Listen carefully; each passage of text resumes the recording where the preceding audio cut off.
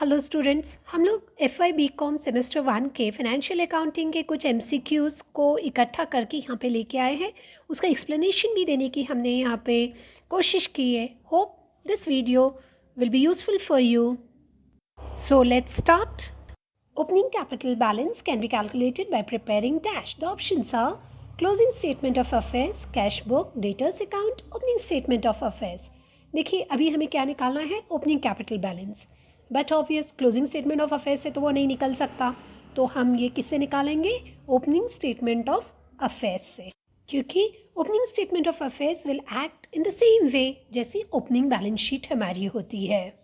Next, concept of permanency is, the options that are given are dual entry concept, going concern concept, consistency concept या फिर matching concept।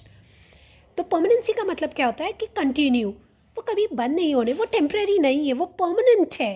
तो इसका answer होगा going concern concept, क्योंकि इसके तहत हम ये सोचते कि हमारा बिजनेस जो है वो कंटिन्यू होते रहेगा, वो चलता रहेगा, ये नहीं है कि हमारा बिजनेस जो है बंद। अगला देखते हैं, outstanding wages is a and dash. The options are asset, liability, income, bills payable.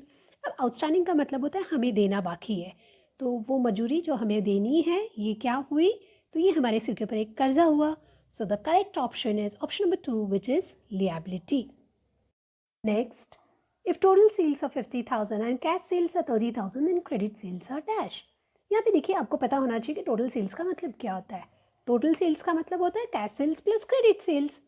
अगर उन्होंने टोटल 50 दिया है और उसमें से कैश अगर 30 है तो हम दोनों को माइनस करेंगे तो हमारा आंसर आएगा 20,000। So the correct option is option number 4, 20,000। Next, life insurance premium of owner is treated as dash. The options are capital, income, expense, drawings. Owner के ऊपर जो खुद का खर्च किया जाता है, जो ओनर खुद के ऊपर खर्च करता है, उसे हम ड्रॉइंग्स कहते हैं। So the correct option is option number 4 which is drawings. अगला देखते हैं, realisation expenses, government dues and labour dues are dash creditors. The options are preferential, secured, trade and miscellaneous. The correct answer will be but obvious preferential. क्यों preferential है, क्योंकि उन्हें हम first preference देते हैं while paying of the liabilities in case of dissolution of a firm. Next देखते हैं, under dash single entry system, personal account and cash book are kept separately.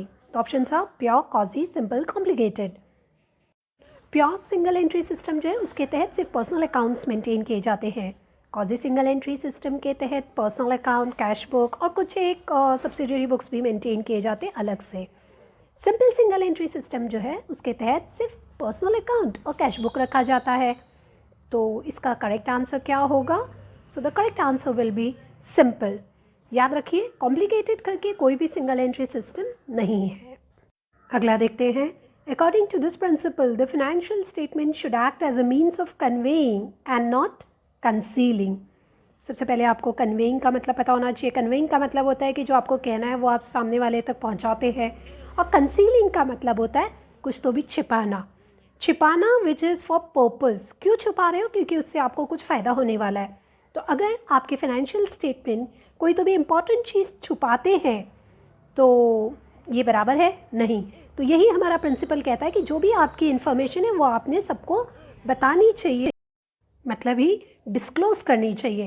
तो इसका आंसर क्या होगा, full disclosure principle. Next, if provision for realisation expenses is 5,000 and actual expenses incurred are 3,000, how much will get added to cash realised. अब देखिए, provision मतलब हमने निकाल के कितना रखा था 5,000, और एक्चुअल में कितने का खर्चा हो गया 3,000। तो 5 में से 3 गए, बचे कितने अपने पास 2,000, और ये 2,000 जो है वो हम लोग रियलाइजेशन में ऐड कर देंगे।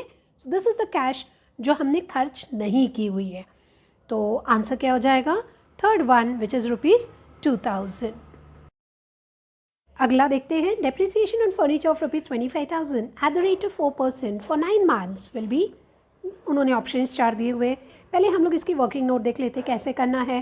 तो 25,000 इंटू 4% इंटू 9/12, 9 मंथ्स होने के कारण हमने उसे डिवाइड विद 12 किया है। तो the correct option will be answer 2 which is ₹750। Next, A, B and C share profit and loss in the ratio 1/2, 1/3 and 1/6.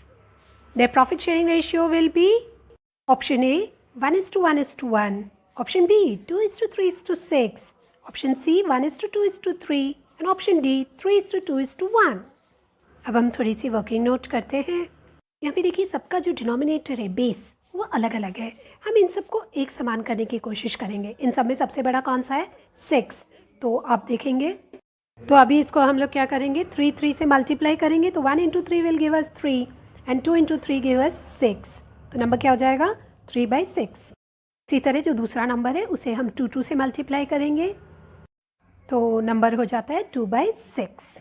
Last number जो है उसके बेस में खुद का 6 है तो इसलिए हम उसको अगर 1 से मल्टीप्लाई करेंगे तो भी हमें वही नंबर मिलने वाला है। इसका मतलब आंसर हो जाएगा 1/6।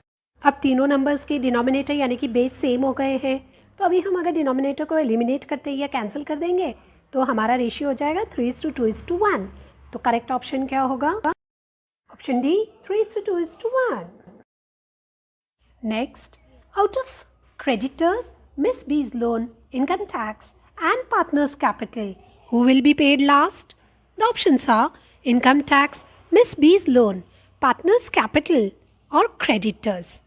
देखिए वैसे देखा जाए तो सबसे पहले हम लोग प्रेफरेंशियल क्रेडिटर्स को देते हैं विच इज़ इनकम टैक्स। उसके बाद मिस बीज लोन और क्रेडिटर्स ये दोनों आउटसाइडर्स लिएबिलिटी है, थर्ड पार्टी लिएबिलिटी है तो उसको हम बाद में देंगे। और सबसे लास्ट ओनर्स फंड या ओन कैपिटल जो है जिसका मतलब पार्टनर्स कैपिटल को सबसे लास्ट में देंगे। क्वेश्चन की ओर ध्यान दीजिए, उन्होंने क्या पूछा है will be paid last, so the correct option will be partners capital. Unexpected liability which may or may not become an actual liability in future is called as dash. The options that are given to us are contingent liability, secured liability, preferential liability या फिर unsecured liability। पहले मैं आपको इसका मतलब बता देती हूँ। सिक्योर्ड लिएबिलिटी वो होती है जिसके अगेंस्ट में हमने कोई तो भी चीज़ या कोई तो भी एसेट हमारी गिरवी रखी हुई है। प्रेफरेंशियल लिएबिलिटी वो लिएबिलिटी होती है जिसको हमें प्राधान्य क्रम से पहले जिसका पैसा चुकता करना होता है। अनसिक्योर्ड लिएबिलिटी वो होती है जिसके अगेंस्ट हमने कोई भी चीज़ गिरवी नहीं रखी हुई है।